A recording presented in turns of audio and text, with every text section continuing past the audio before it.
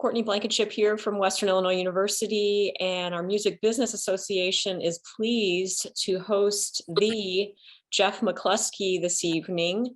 Jeff McClusky, our esteemed guest, is founder of Jeff McClusky and Associates, and he has many decades of experience in the music industry, radio promotion, and he has weathered all sorts of ups and downs in the industry with the scars to show for it. And not just that, but come out on top stronger than ever after the pandemic.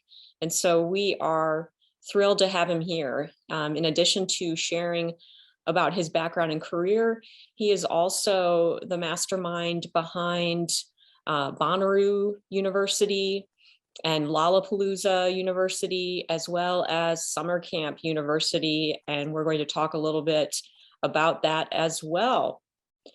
So without further ado, I will leave it to Jeff. And Mr. McClusky, how are you today, sir? Thank you for being with us.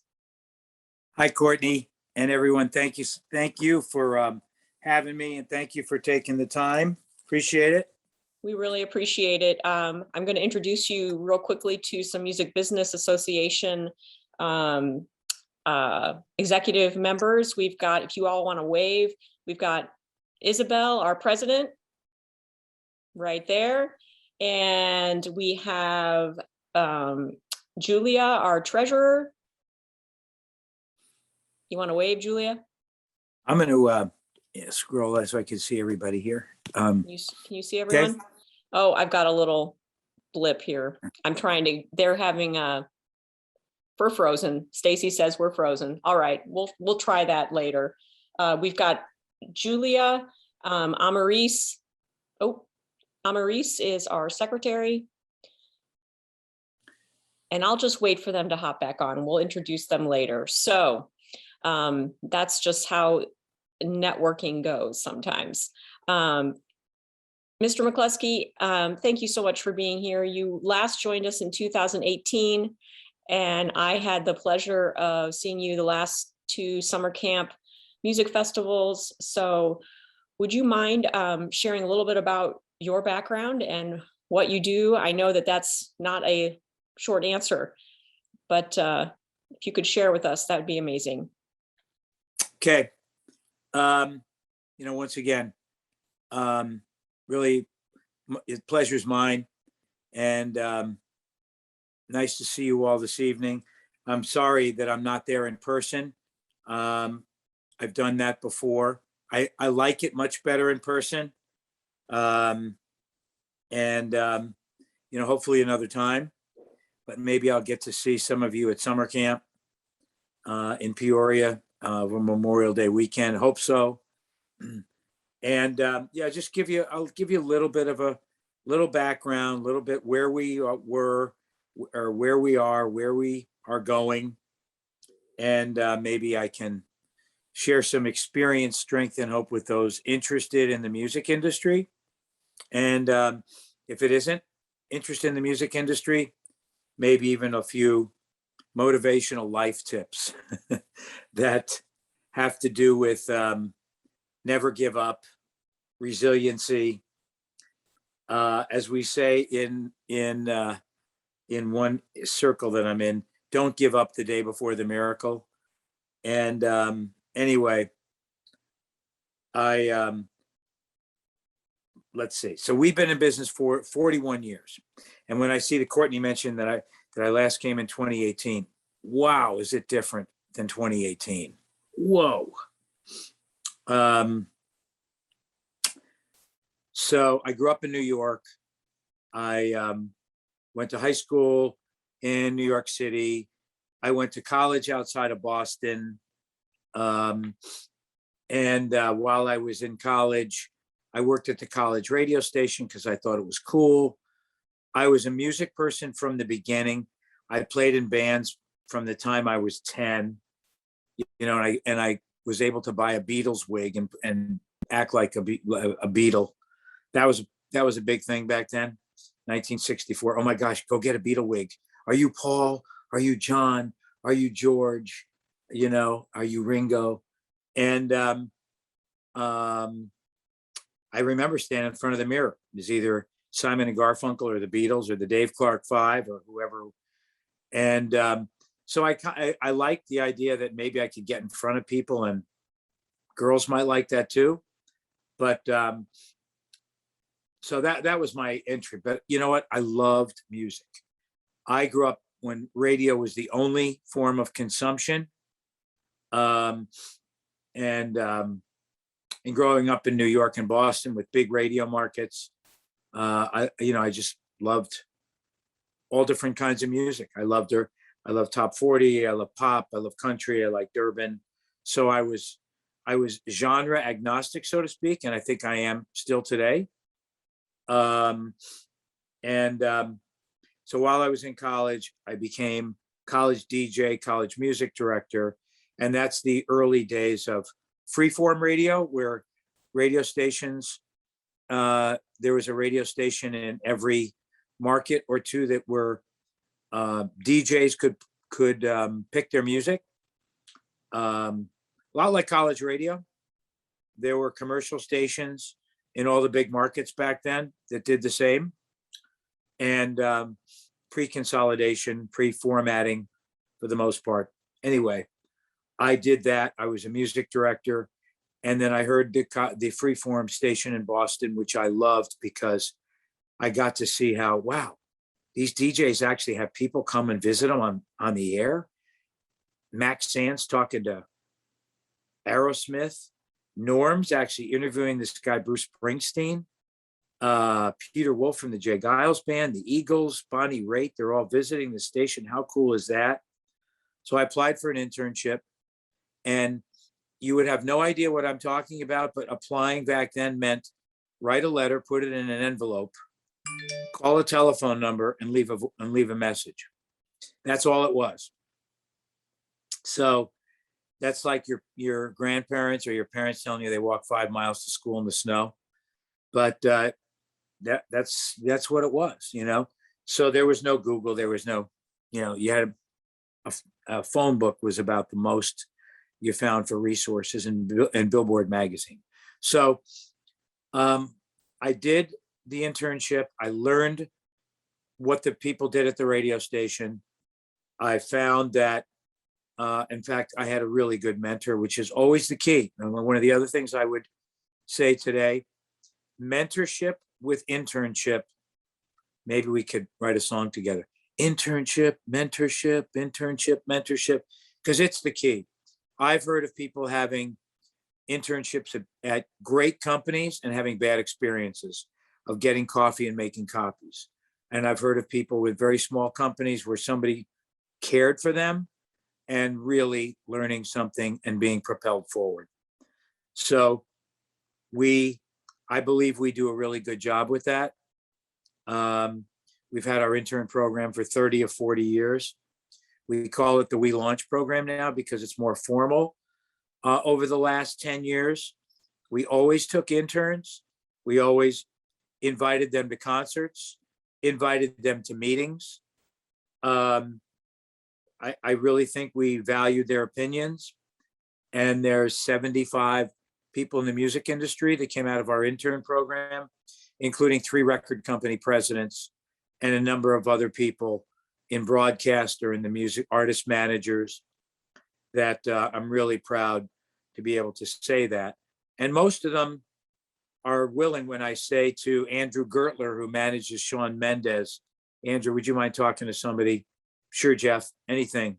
Sam Reback, who's the executive VP of A&R at Interscope, who signed Juice WRLD and Kendrick Lamar and Still Woozy and Billie Eilish, one of the Billie Eilish team, they'll do that for me because they think I gave them a shot. Anyway, my key mentor told me that my voice wasn't good enough for their radio station and that I wasn't good enough as a band member, but I had a skill with people. I was outgoing. I loved music, and that maybe I should take a look at artist marketing, artist management, radio promotion that combined enthusiasm with people skills and love of music. So it was really good advice. and I bounced around, applied for some different jobs that were open in that area in Boston, because every big city has some kind of an infrastructure of the music industry. And I got a job offer in New York with a little tiny label, which I didn't want to take, but I said, you know what? It's the first I'm going to take. It was, I'd had 4 or 5 interviews. So I moved back home to my family's house, and I worked in New York City at a dance pop label, and then followed by a punk label in the early days of punk. And my job was to get on airplanes and go visit radio stations around America and play music for program directors if I could get meetings with them. And that was my entree into music promotion and how artist marketing worked. So again, being that my mentor was, you know, honest and kind, not just honest. And hey, Jeff, you got a terrible voice. See ya. You don't play guitar very well. Go do something else. Instead, I see what you really like. I'm sure that there's a skill of yours that can be applied somewhere else than what you think today. So I ultimately, I had those jobs for a year, and then I got a job. I got an offer from Columbia Records to move to Cleveland to be a regional marketing person and artist development. And my roster was Aerosmith, Bruce Springsteen, Billy Joel, Earth, Wind and Fire, Barbra Streisand. And I was responsible for those artists' growth campaigns in those cities. Now, some of those artists you may know, some of them you may not know, but, and Bob Dylan. So I was very involved with all of them. I got to spend time with them when they were on the road, because my job would be to, in coordinated efforts with the rest of our company, promote their music to radio stations of different formats. It was also to take them to visit record stores, to sign records on show days, and introduce them to program directors and DJs and record store owners and press. So I developed really wonderful relationships with Bruce Springsteen, Billy Joel, Journey, really very, very special.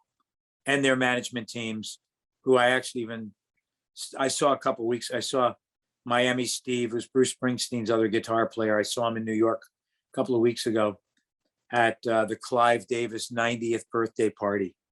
And we hugged, and it was just great to see him. Like, Jeff, you were there when nobody came to see us. Stuff like that. Really, really rewarding. I spent 15 years handling US radio for U2, Depeche Mode, Madonna, Celine Dion. So I've actually run their campaigns. I worked for Columbia for 6 years, and then I started my own business in the fall of '81. So that's actually how I handled those other artist campaigns. I hung out my own shingle. I lost my job in one of the downsizing of the record industry. So Columbia Records let me go in a downsizing. I thought I'd just get another job with another label, and interviewed at RCA and Capitol, didn't land it. So I had to eat. So I did freelance work, because the music industry was really good about helping people that had done a good job with freelance projects in between jobs. And so there's a lot of independent publicists, marketing people, artist managers scattered throughout the industry that maybe came through that, had a job, lost it, decided that they weren't kicking me out, and I'm going to show them, and I'm going to go do it myself. So a year of doing that, and my second year, I should say also, because I'm ashamed to admit, I had a drinking problem, and in 1980, part of the job was to party with the artists and the record company executives and the program directors. And it was a lot of late nights. And I wasn't good at. And I was late for meetings. And, I was known as the guy that was really good at what he did, but God help him after 9 o'clock at night, because who knows? He might go home, but he might not.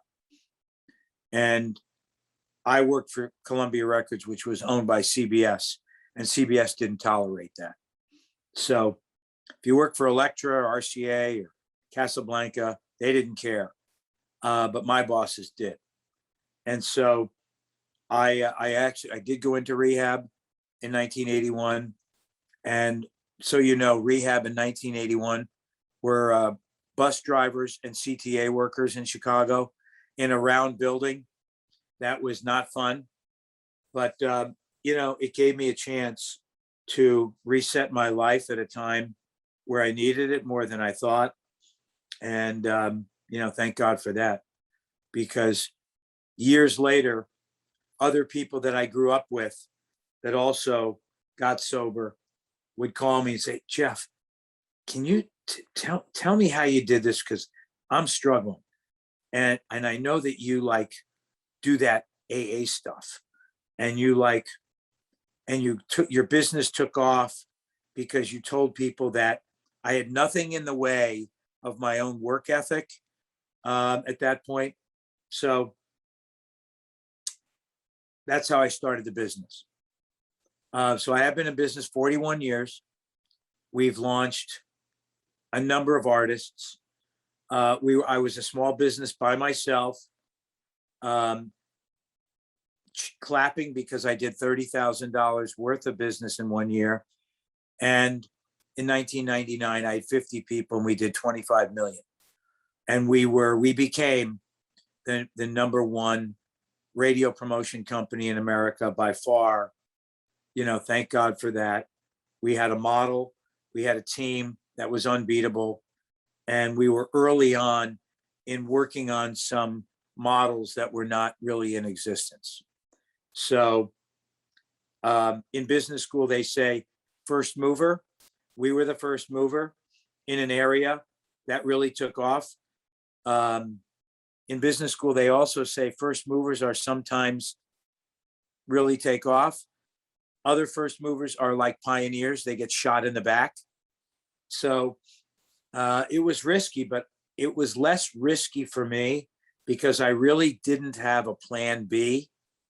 And then I met someone who became my wife, who's a farmer in Illinois, who's from a farm family in Illinois, halfway between me and you.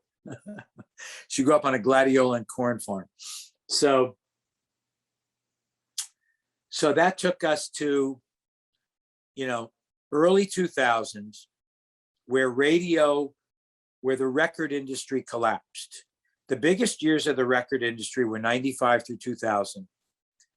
Nirvana, Pearl Jam, Soundgarden on one side, Eminem, 50 Cent on another side, Britney Spears, Backstreet Boys, and NSYNC on the third leg of that triangle. I mean, enormous success, hundreds of millions of records sold. And the channel was radio, and the outlet were good artists and good music. And platinum records and multi-platinum records were showing up at our doorstep all the time. And artists would visit our office when they came to Chicago.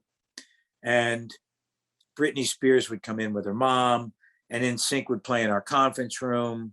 And Tina Turner wanted to answer our phones one day. And Shakira came in for lunch, and we planned a South American Columbia lunch for her. I mean, crazy. And my kids vacationed at Bono's in Ireland. And I mean, we lived a dream. We really did. My kids went to the Grammys 10 times. But again, the business collapsed because Napster caught the record business off guard because it became arrogant. It became thought of by real music enthusiasts that there's a couple of good songs on a record and the other 10 stink. And the person who started Napster really just wanted his own record collection online and wanted to eliminate what he thought were the bad songs. but ultimately it caught on and became a monster disruptor. And the record companies feared it before they knew how to monetize it through legal downloads. E-music was one of the first sites where you could buy music legally. And then ultimately, Steve Jobs came in to try to rescue the collapsing record business with the iPhone and iTunes, which never really grew beyond about a $7 or $8 billion business, where the record business had been like 40. In any event, the evolution, and actually it'd be interesting to note, because now we're talking about 2005 and 6, and the evolution of the entire music industry. There's been broadcast consolidation, so radio stations are more homogenized. That will end up catching up to the radio companies, because consumers, especially people your age, want more variety, and they don't want homogenized playlists with the same songs over and over again. And on the record stores, ultimately collapsed because music went online. Still a while before the big record chains, and before Walmart and Target finally said, we're not going to carry records anymore except a few. And so I got to see all those evolutions, and and also the growth of the live music business. The explosion of it happened during that time. Again, 1999, think of a $50 billion record business and a $15 billion live business. In 2019, it was the opposite, because by 2004 and 5, when artists realized touring wasn't just fun to promote a record that could sell millions, touring became the way of life and the way to earn income. So touring developed by need, and by need to make money. And so the artists, by the development of the festival business, the big touring business, the development of Live Nation and AEG as major tour promoters globally, the development of the Lollapaloozas and the Coachellas, and 40 festivals in America, and the big ones outside of America. I mean, I have a role with Lollapalooza. I mean, there'll be 9 Lollapaloozas this year around the world. And I think the explosion of the festival scene also had to do with socialization. People your age, I think, especially post-pandemic, want to get out and be among other people. So it was the social aspect from an economy that was becoming text communication and email communication, email first and then text communication, and other social media, whether it's Instagram, Twitter, whatever. So I've gotten to watch all of those and have enough young people around me that I know what I know, but I also know what I don't know. I do have a good ear for music. I have a good ear for indie alternative, indie pop, and hit songs. I have a weak spot with a lot of hip hop, but I have people around me guiding me towards the really good hip hop. I've worked with Chance. I've worked with Kendrick Lamar. I've worked with Travis Scott. I've worked with Khalid. Khalid I know pretty well. I've worked with Khalid quite a bit. And back in the early days with, Mary J. Blige and 50 Cent, and basically all of the incarnations since then. So I know the Chance people really well. I've actually run campaigns for him. And Jamila Woods in Chicago, who is inspirational hip hop, gospel hip hop, which means a lot to me because I have 2 daughters. And, if it's really tough language and really tough example, I have a hard time with it. I did go see Megan Thee Stallion at Lollapalooza because I had to see what this was about. And I was with my interns, and actually my daughter was with us, and she said, Dad, if you want to see Megan Thee Stallion, you can come with us. You cannot go alone. You're too old to stand in that crowd by yourself. You can go see the Foo Fighters, but Megan Thee Stallion, you got to hang with us. So it was pretty awesome. It was pretty, I have to admit, it was pretty awesome. So I certainly didn't sing any of those songs when I got home that night. You know, I didn't tell my wife what it was, but, you know, in any event, I certainly got the appeal. And I turned to see 30,000 dancing, you know, people of all different colors and ages, but mostly 16 to 24-year-olds. In any event, I mean, that's really what I do. I do put together, I solicit business from, I'm in business with the major labels. They hire us to work on Olivia Rodrigo, Billie Eilish, and Easy Life from the UK, and Bastille, and the Foo Fighters, and Cage the Elephant. So we really work the best of the best artists, but we also have an artist development platform where we seek out music we like, and we have managed artists, or we have put together management services agreements to help people get the right distribution platforms, get the right assets together with their social media and website and streaming services, because we do have an ability to navigate all those areas. So I'm not afraid to roll my sleeves up on something new. I really like that.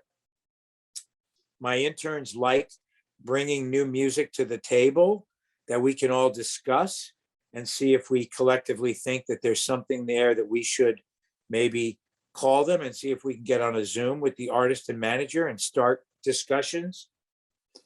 I currently have a relationship with a band called Easy Life from the UK, which we launched in America 2 years ago. But because of pandemic, their first tour is now, and they played Chicago last Tuesday night. And just great kids.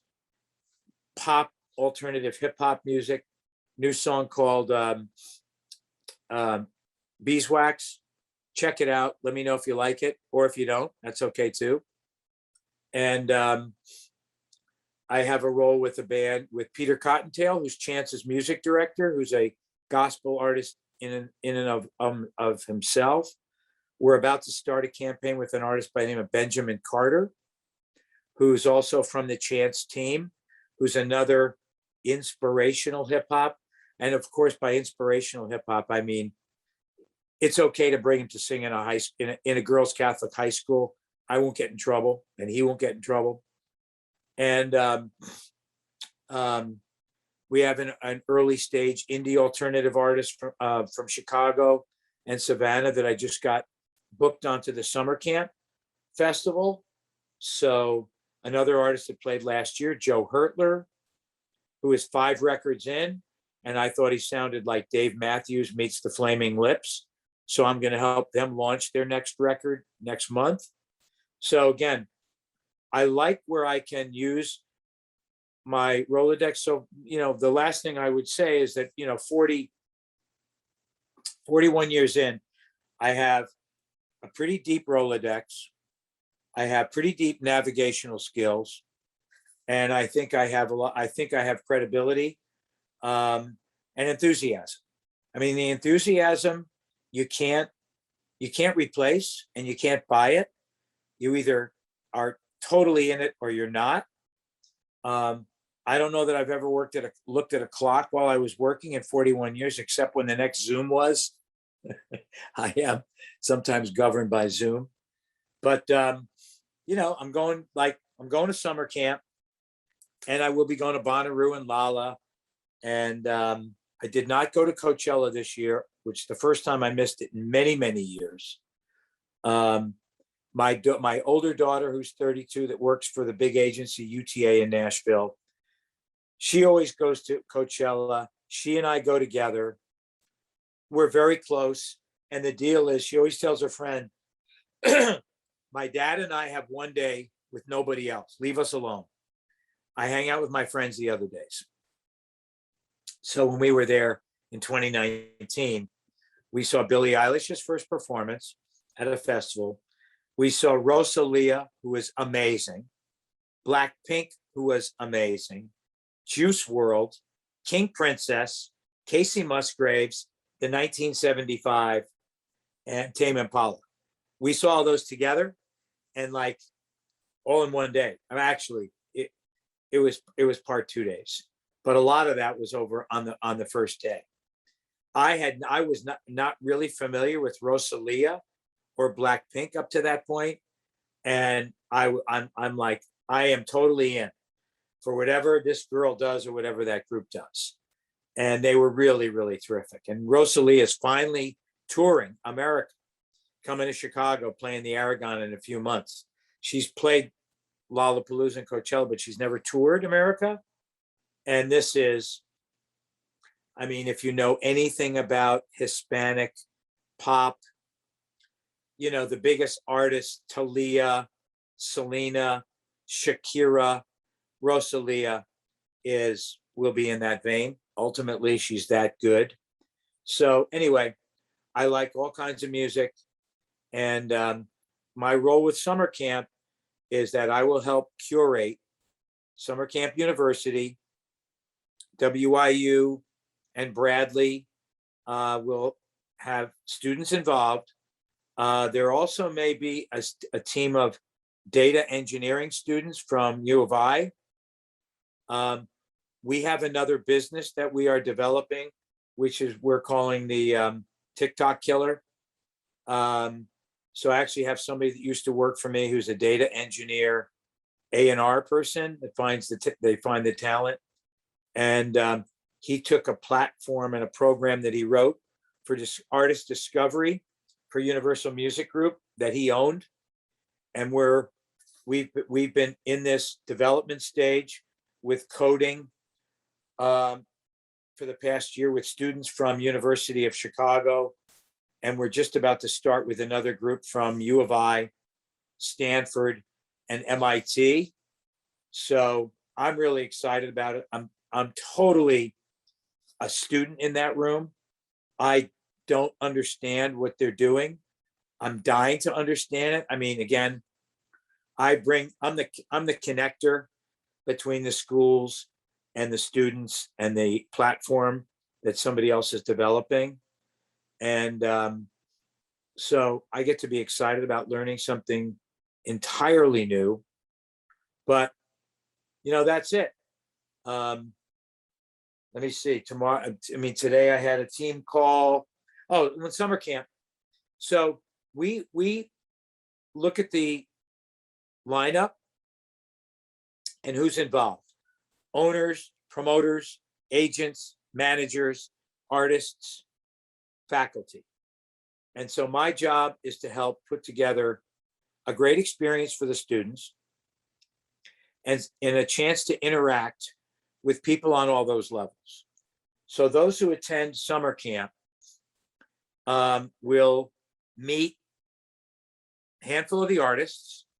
They will definitely meet the people behind the scenes, maybe more than a handful of artists, by the way. I have a lot of people that are interested in participating in a panel or one-on-one with the students, including Billy Corrigan from the Pumpkins, Weathen, the EDM artist who's actually managed from Chicago, Maggie Rose, who did it last year. Let me see, probably the manager of Humphreys McGee. Working on one of the guys from Bone Thugs and Harmony. Don't know if that'll come together. Andy Frasco. And there was somebody else that came up on the call today who somebody on my team has a relationship with. So probably 4 or 5 of the artists will participate in panels, and they're, you know, so on Thursday night, everybody gets in. I pick up all the passes for everyone, and I take students from the schools out to a meal. We go sit by the river in a park, and get to know each other. Friday, we have lunch with the founders of summer camp, the Goldbergs. And then in the afternoon, we have 2 sessions. The students may also get assignments from the summer camp people because they will probably also do some intern work for summer camp. And they have lots of free time to experience music. And they will have these sessions with different people 2, 4, 6, 7 times during the festival. And that's what it is. And then we do the same thing at Bonnaroo and the same thing at Lollapalooza. So I'm working on Billy Strings for Bonnaroo and WIU. I saw him at summer camp last year. I wasn't familiar. Unbelievable. 15,000 people at summer camp, and he's number 2 on the headline stage at Lolla and Bonnaroo. If you're not familiar with Billy Strings, it's like early Mumford, but a lot better because it's much further along and there's a rabid developing fan base. And let me see, I'm working on Stevie Nicks for Bonnaroo. And we're working on, last year we had the whole Tyler, the Creator team at Lollapalooza University, which was great. We like to mix it up between executives and artists because we want the students to be able to talk to people that are making the music, but those who are also behind the music. And we try to make it different levels so you can meet the founder, but the founder is probably my age, and that's okay. But you also want to meet the people who are 25 and 27 who got their first and second jobs and how they got them and what they do. And so we always put together what we call the next gen panels so that you can come face to face with people that are early in their careers, but excited about what they're doing and probably will share experience, strength, and hope, and business cards. And actually, even through this call, Courtney's welcome to share my business card. And I, in the last few weeks, I spoke at University of Chicago and DePaul and Loyola. Yeah, I've had a bigger schedule. Belmont, I've spoken at twice in this semester.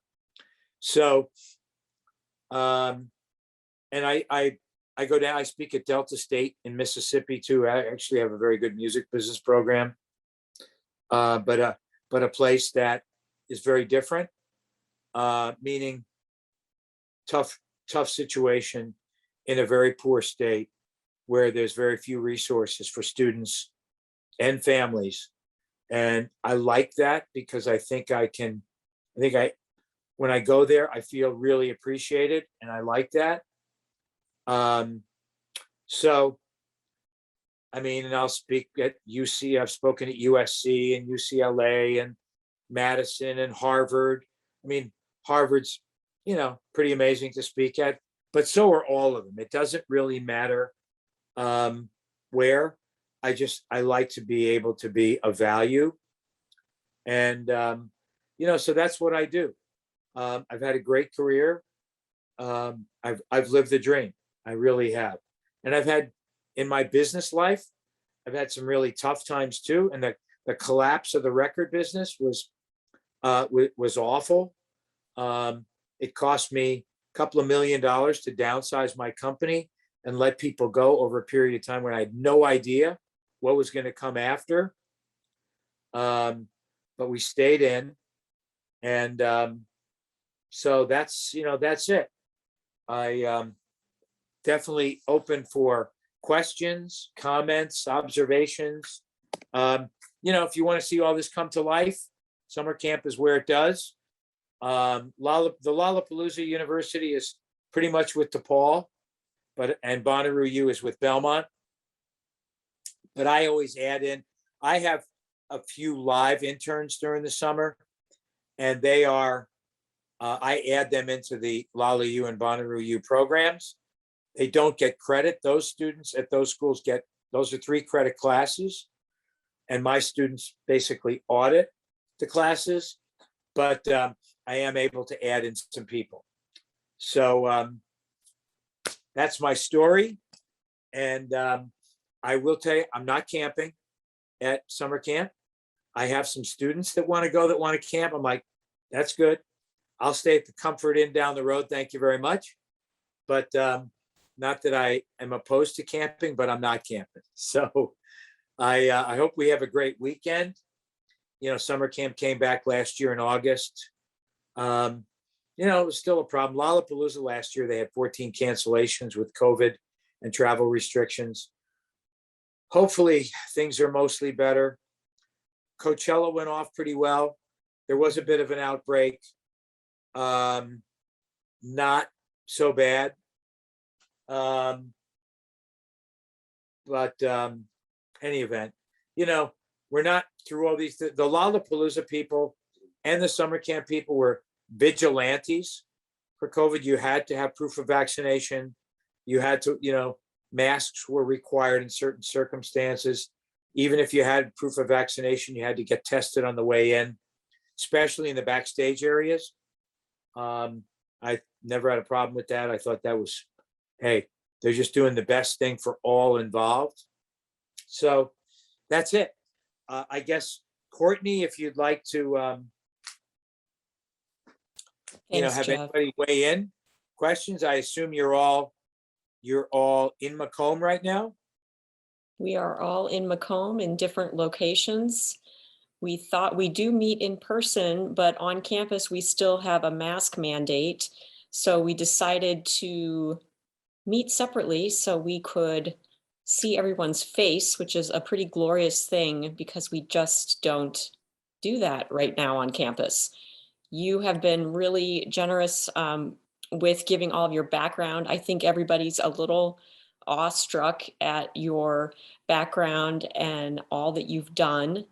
And by the way, I should mention too that the Summer Camp U, Bonnaroo U, Lala U, this is all, basically a free thing that Jeff McClusky gives of himself to create these experiences for students and give back to the next generation. So were it not for him and his planning and coordinating and pulling all this together, it wouldn't be possible. So with that being said, I know that some of you might have a few questions that you might want to ask Mr. McClusky. Anybody have a question? Feel free to make sure to introduce yourself and say your role in the Music Business Association. And also let us know what kind of music you like and how you found. I mean, I have to ask that, right? You right now you have free market research. That means you can ask them anything you want about their radio listening music habits. Or any music consumption habits. Any music Isabel, consumption. you got to go first. I mean, I can see you're ready. Hi. Okay. Yeah. So I'm Isabel. I'm the president for the Music Business Association. So one of the questions that kind of popped up from when you first started was, I think you said that did you say that you had started out at a radio station on a college campus? Yes. Okay, what did you do there? Because I actually just got hired by our radio station on campus as a music librarian, so I'm kind of curious to hear about your experiences there. Well, every college radio station is different. Again, like every internship is different. Hopefully, what year are you in? So I am a fourth year senior. It's kind of weird for me. It's my fourth year, but I have 1 year left because I didn't start my music business major until my sophomore year. It's okay. 5 years. I went to college in the end of the Vietnam War, and a lot of my friends who were like college when we started, you could still get out of going to Vietnam if you were in with a college deferment until they stopped that. So the joke around the house that I lived in were from the guys that said, "Yeah, I love college, best 8 years of my life." So in any event, so Isabel, well, what I give you a couple of tips on it. What kind of music do you like? So I listen to a lot of different stuff. But honestly, I'm gonna have to say that probably I am more in the rock and metal kind of music. So that's what I listen to a lot. Wow. Metal, I don't know very well. I mean, about as metal as I get is Metallica. And obviously, metal purists don't think that's metal. Wow. Interesting. But you say indie rock. I mean, indie rock, you could say Cage the Elephant. Would you consider that indie rock and Foo Fighters? And how about Maneskin and The Warning? I haven't heard of them. I have never heard of them. Okay. Well, I always like to send you off with a couple of things to listen to so you can send me an email. And of course, send me things that you like too. So that's the category you like. You got to give me a couple of things you're listening to right now. And then I'll give you a few. And but if I'm going to listen to a new song tonight, who should I hear? So I, for a long time, have really been into a band called Crown the Empire. I'm actually pulling up one of their albums right now. So they came out with an album called The Resistance in 2014, and that has been my favorite album of theirs for a long time. I couldn't give you a specific song, just the album, because I love the entire album. Okay. Can you give me one more? Yes, Something I more can. And you have actually, something that came out in 2022. I actually don't right now. There was a song that I have been listening to that I think I'm gonna see when it came out. Hold on real quick.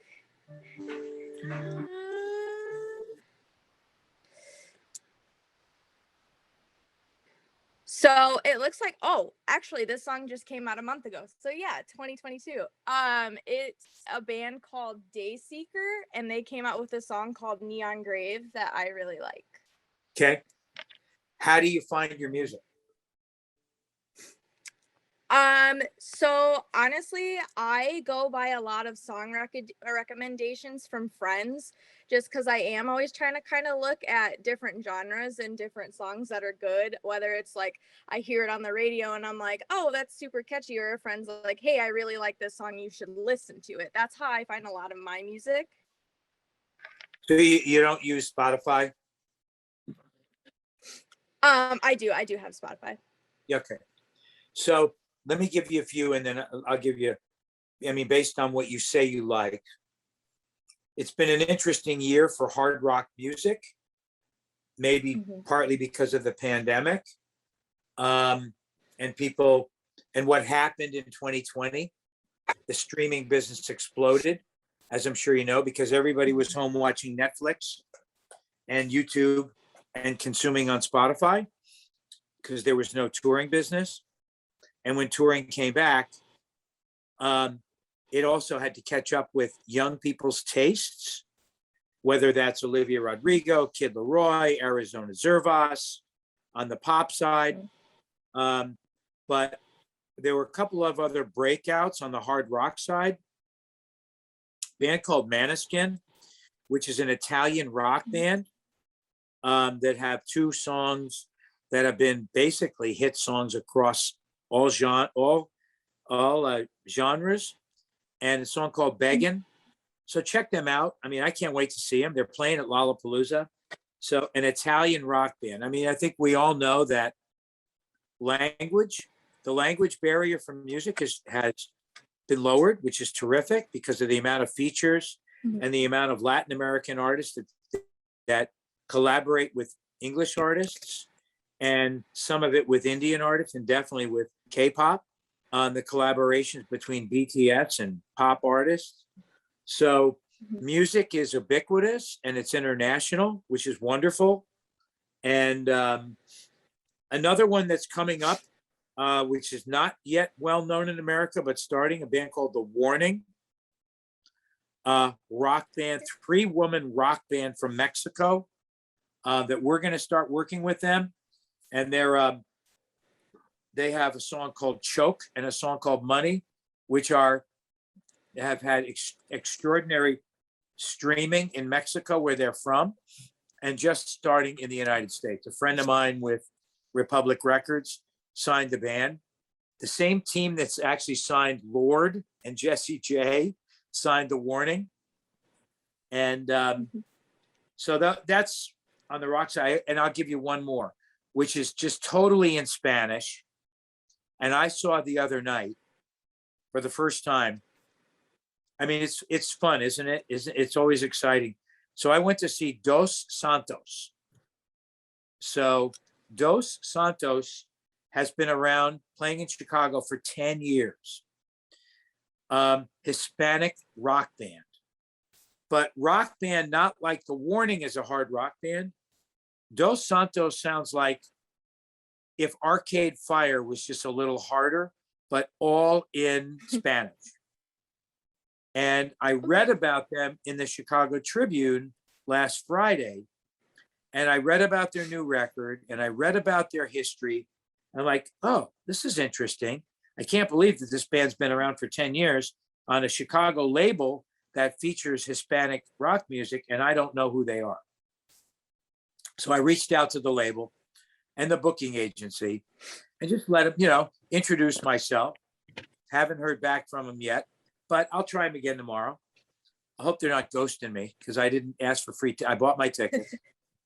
And so I went to see them, and they were so good. 10:30 p.m., at least 50-50 Hispanic audience at Shuba's Club in Chicago, which is an indie alternative club for the most part. By the way, I just got an email from the team as we're talking. From their team. There it is. So interesting. So college music director, college radio is much different today than it was then. I mean, there was real listenership at college radio when I grew up in it, and record companies would use college radio to put it to service new artists and hopefully get played on college radio. And if it became successful on college radio, it would move over to alternative radio, or what we call AAA. There's very little of that now with college radio, because again, if you ask me how many people listen to college radio, because I have managers ask me, does anybody care? And I say, there's about 25 college radio stations around America that, if you're a marketer of early artist music, that you need to know, that are very, very good at what they do. And you also need to know what it's for and how they're programmed, and work to what they do. And the people, my experience with college radio of recent times has been that, if someone can become a DJ, they might have a 1 or 2 hour shift, probably only once a week.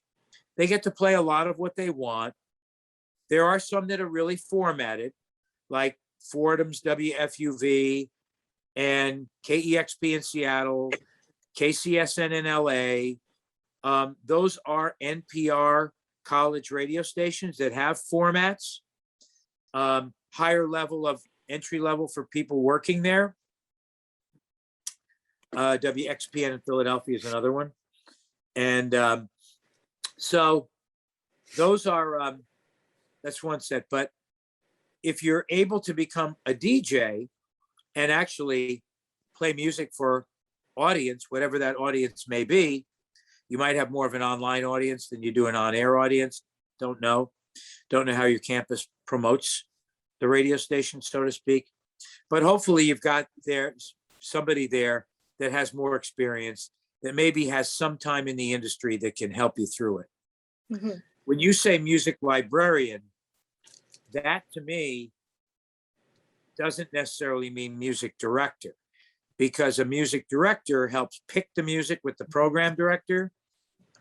And, you know, a music director and program director in American radio today, they decide what the DJs play. The DJs do not choose unless it's college or NPR. Everybody else is told what to play. You know, if you're a DJ, you go in the studio in Peoria and they say, here's the 26 songs you're going to play in the next 3 hours. And that's it. And you get to like add your voice after every third song. So that's just the evolution of what radio formatting is. And college can still be creative. And I mean, I have a girl that used to work for me that's a college DJ at Harvard, and she'll ask me for playlists. And I love the fact that I can, you know, tip her to things that we're finding.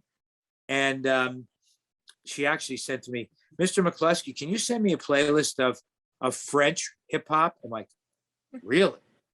And I mean, I can look on Spotify like everybody else, you know, who are the top 20 French hip hop artists, but she can find that. So I actually did reach out to a couple of the international departments from some of the big labels to just try to maybe give her something that she couldn't easily find.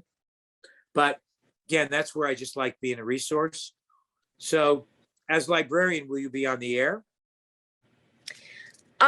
Probably not starting out. A lot of what I'm gonna do is like I got to see the room and everything, and it's a lot of they have a little bit of print music, but a lot of it is their CDs and tapes and everything that I will be working with getting to them and or filing and putting away. So kind of like an entry level position. Okay. But you're in the door. Yeah. And there's a program director and a music director and a general manager. I believe so. Courtney might have more information Oh, okay. because she is on the Is there board. a manager or a program director? Is that what you asked? Yeah. Yes, there are. Yeah. So you'll find that out, Isabel. And you'll have my email. And if you want to ask any questions about what to ask them or tell me how your first day at work was, that'd be great. Okay, yeah. So does that answer your question? Yes. Okay. Well, good luck with it. So you're going to work. So you're going to do that during the summer? Yes, I'm going to start in the summer, and then they're actually wanting to keep me on next school year as well through the fall and the spring as well. So I'll get a full year of doing it. Excellent. Well, good luck to you. Thank you. And tell me what you think of the Warning and Maniskin. And Okay, Dosan, I will. you gotta check them all out.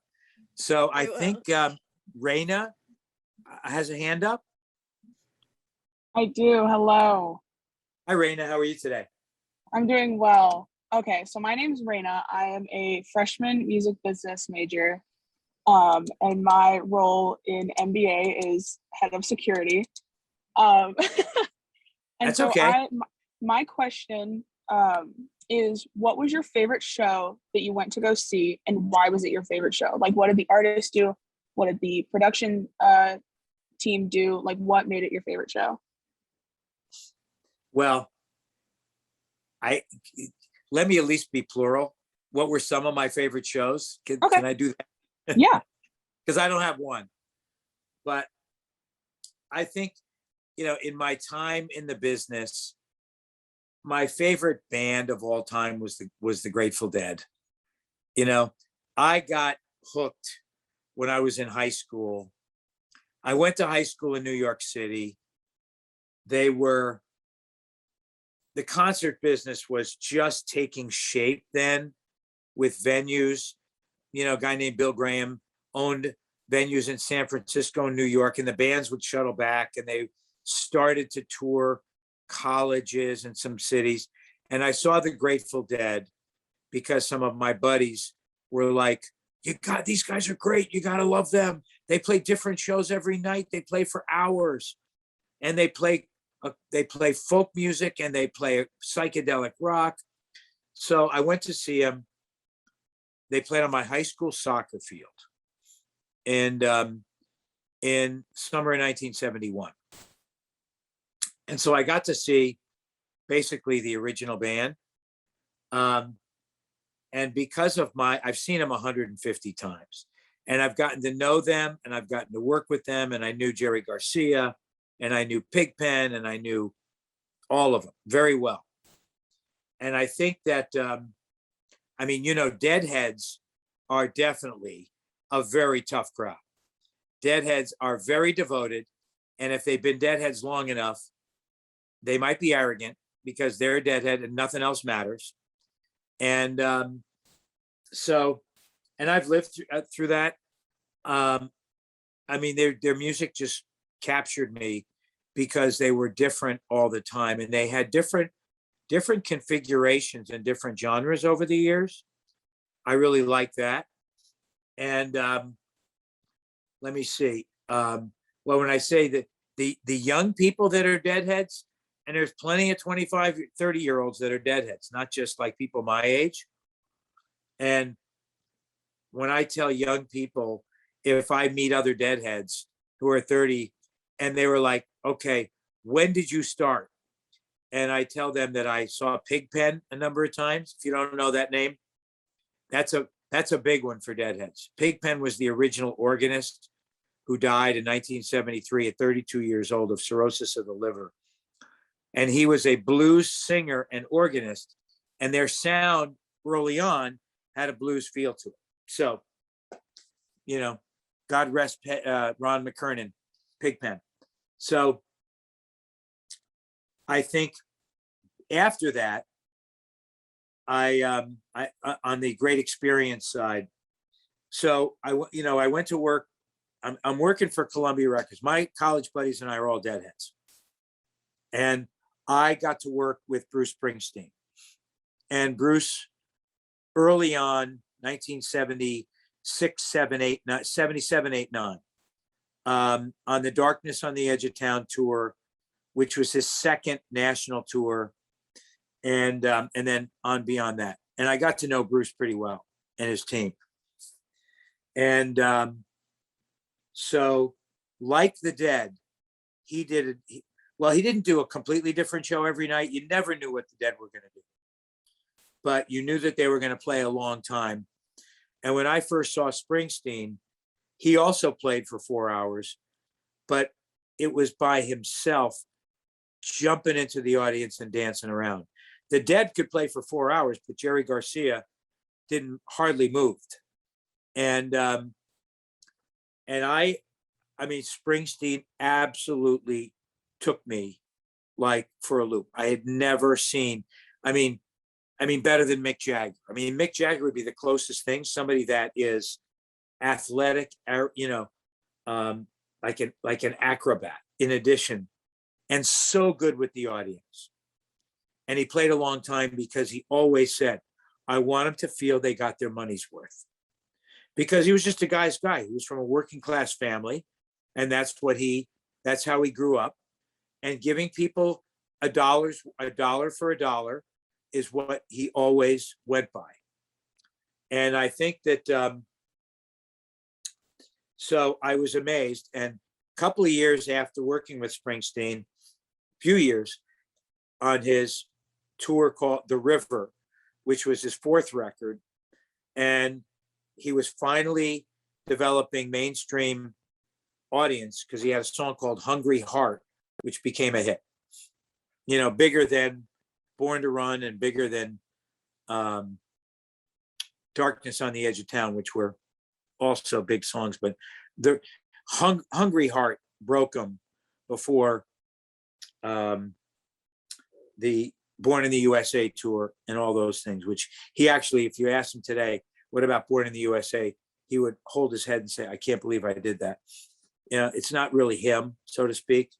But it was the right thing at the right time, and he got that big. But I called my college buddies are deadheads. They live in Boston, and I'm in Chicago. And I'm like, it's December of 1980. And I remember calling a couple of my friends, said, guys, Bruce Springsteen is playing at the Boston Garden in 2 weeks. I'm coming, and I'm taking you with me. They're like eight of them. And they were like, I said, because let me tell you, there is somebody else besides the dead. It's Bruce Springsteen. And they were like, no, there is no one else. You work for the corporation. No, but okay, we'll go. They got the same experience. And at that time, I had full access to everything with Bruce. You know, it hadn't been the explosion time. So I took like 4 of them backstage to meet and hang out with Bruce. He's a wonderful guy, and he's a funny guy. And so we went in, and he was like, crazy Jeff, what are you doing here? You don't live in Boston, you live in Chicago. Because he's such a way with words. And everybody sat down, and, you know, Bruce, 3 of my college buddies and myself, and he's asking everybody, and what do you do for a living? And what's it like living up here? And, you know, because he's interested in people. And then finally he says at the end, he said, okay, everybody, now it's time to come clean. Because you say you're Jeff's college buddies. Well, somebody's lying here, because Jeff didn't go to college. But anyway, I mean, among the best of the best, U2 are phenomenal live. Rolling Stones, I mean, how can you deny that? I thought, you know, in recent years, Rosalia, Billie Eilish. First couple of times I saw Arcade Fire, they were mesmerizing to me. Let me see on the pop side. Hey, NSYNC and the Backstreet Boys were like unbelievable in their eras. Britney Spears was too. So, you know, I like a lot of it. I mean, those are very, very memorable experiences. One more actually, and you're not going to recognize a lot of this, but see, I was in Boston through 1976 before I moved, and it's protest era. You know, we're done with we're getting out of Vietnam. Nixon has resigned, but there's still wounds all over American youth from Kent State, the Vietnam War, and, you know, a nation that's still torn up with young people. And one of the people that was a champion revolutionary, musician, Bob Dylan, who is also known as a recluse. I think he just put out his 40th record last year. He's like 75 years old, still tours. Written some of the most iconic rock and folk songs in our lifetime. And he decided there was an issue in America with a prize fighter from New Jersey. And again, big city riots and burning of cities is still going on. And New Jersey was a wasteland of that. Newark, New Jersey, Bayonne, New Jersey. And there was a fighter by the name of Hurricane Carter. And he was accused of murder. And it was said that he was totally framed, that the white police of Newark, New Jersey needed to arrest somebody. And that the person who is the witness, who apparently 3 men went into a bar and shot and killed a handful of people. And somebody lived. And ultimately said he wasn't the guy that did it. But he had been in trouble with the law. and there was a lot of pressure on the police departments to make arrests. And Reuben Carter was on the watch list in New Jersey because he was a thief, petty thief.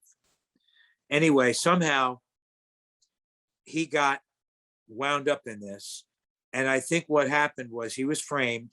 The Newark police basically found him associated with some people involved, but he wasn't there.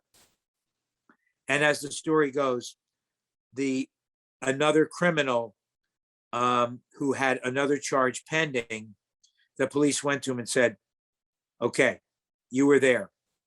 Tell us that Hurricane Carter did it and we'll let you off. And that's what happened. And they testified to him and he went to jail for murder. And it was a long time. So Dylan did a tour to highlight it and to get him out. And the tour was called the Rolling Thunder Review. And in that era of music, giant artists included Bob Dylan, Joni Mitchell, Joan Baez, Arlo Guthrie, T-Bone Burnett.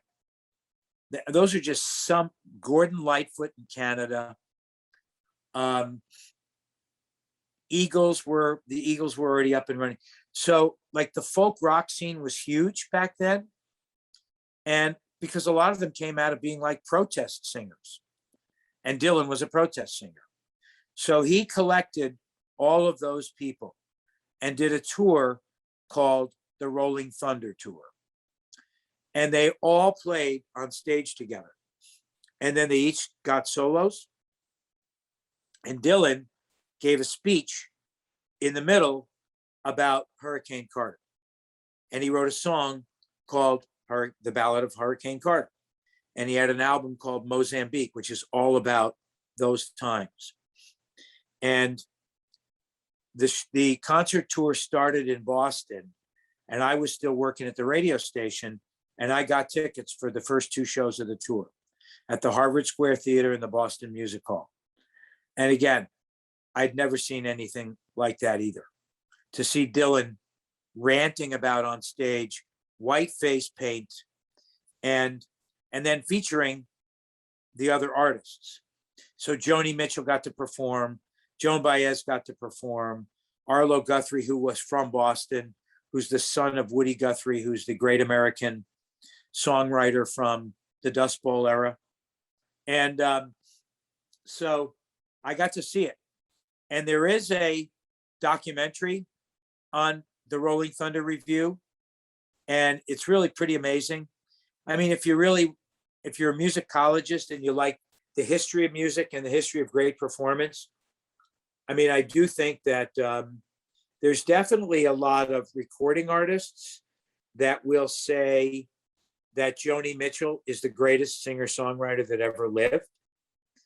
And I got to see her play a number of times. I never met her, but she just got like the Grammy for like Lifetime Achievement. Amazing singer-songwriter, lots of hit songs, mostly covered by other people. But I remember Crosby, Stills, Nash and Young were a big, big group in that era too. And Neil Young, obviously big protest singer. And I remember a magazine did a story on Joni Mitchell, and they interviewed all these different artists, about Joni Mitchell. Tell us about her. Tell us about your experience with her. Just tell us what you think. And I just remember like Neil Young saying, the greatest of them all. Just hands down. Didn't have to say anything else. And coming from somebody like that, was so powerful. So anyway, does that kind of answer? But great. Yeah, I have a lot. By the way, Thank you. I think Katy Perry on the tour with Roar was amazing, and any of these other, So I am, I'm kind of agnostic that way. And again, this band I saw the other night, Dos Santos, were amazing. But, you know, I mean, you asked me for some kind of ranking, and I think I gave you like the best of the best of the best Yes. for me. All right. So Thank you. you're welcome. Anybody else? Thank you. I want to be aware of your time at 7:50. I know we Ooh, have a okay. hand raised. Can you answer another Yeah, question? I can take one more for sure. And then you Okay, can email any follow-up. I mean, thank you very much. I'm going to let the ladies, Stacy, Julia, you want to introduce yourselves? hey, girls. Hi, my name is Stacy, and I'm the marketer director of music business. I'm Cool. Julia. I'm Julia Graham. I'm the treasurer. Wow. And So I had are a you question. both, where are you from? I'm from near St. Louis, about 40 minutes away from St. Louis in Illinois. Okay. And then And I'm where from you- Springfield. Oh, you're from Springfield. Okay. Mhm. So I have relatives down in East St. Louis. Yeah, my dad's from East St. Louis. Yeah. My godmother was there. Crazy story, and from a very tough area. And when my older daughter, I have two daughters, 32 and 28. When my older daughter was 10, I took her down to see her godmother, because she was getting up in age. She lived in a really tough area. And, but we got to see Aunt Mary. And then I took my daughter to see the arch. And I said, there's no way I'm going in that thing. If you want, I'll wait on the other side. So in any event, nice to talk to you both. You coming to summer camp? You are? Yeah, I'm planning on it. Yeah. Great. I had a question about the emergency medical services that would be there. And would there be like a possibility that I could like talk to someone in it or work with? Because I have my EMR license and I'm working on getting my EMT license soon. So I feel like that would be cool in the like music festival area. I would think that would be easily doable. And I think if you email Courtney and myself, see the person who our point person at summer camp is a woman named Vanessa, and also the Goldbergs. They would probably very much enjoy that, because it's not an often asked question. And I'm sure that they would put you, in front of me. I mean, I think I could do it myself, but I'd like to do it with them, because they know how many people they have, how many ambulances, how many stretchers, how many EMTs are on call. What are the things that people usually get called for? Is it fainting? Is it heat exhaustion? Is it drug overdoses? I mean, what are the things that they have to be really good at treating quickly, and stuff like that. So I'm sure you could get that done. Okay, thank you so much. You're welcome. Get your questions answered. Yeah, as I recall, I know there was a big health crew set up by the church, if I remember correctly, Jeff. Yeah. But Oh, yeah. so in any case, you've been so generous with your time. Let's give him a round of applause. Thank you, thank you, thank you.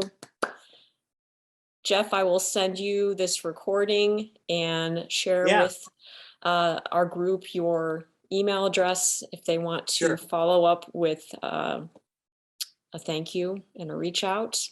And we will talk with you soon. Thank you for everything that you're doing, not only for our students, but students everywhere in what you do. Yeah. Well, you're welcome. Again, I think one of the things we said, it's never work when you really enjoy it. So the last thing is find something you really enjoy doing. And an older artist said to me once, I never worked a day in my life. So, finding your passion. So anyway, have a great rest of your semester. Hope to see some of you at summer camp. We'll have a great time, and have a good rest of your week. Thank you. Thanks. All right. Bye-bye. Bye-bye.